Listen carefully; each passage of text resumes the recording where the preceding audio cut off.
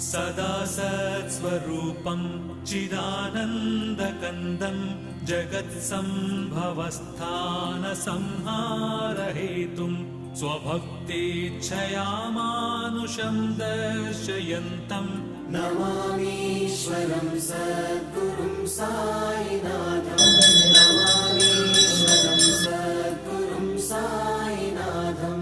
भवध्वान्तविध्वंसमार्ताण्डमीड्यं मनोवागतीतं मुनिर्ध्यानगम्यं जगद्व्यापकं निर्मलं निर्गुणं त्वां नमामीश्वरं सद्गुरुं साईनाथं।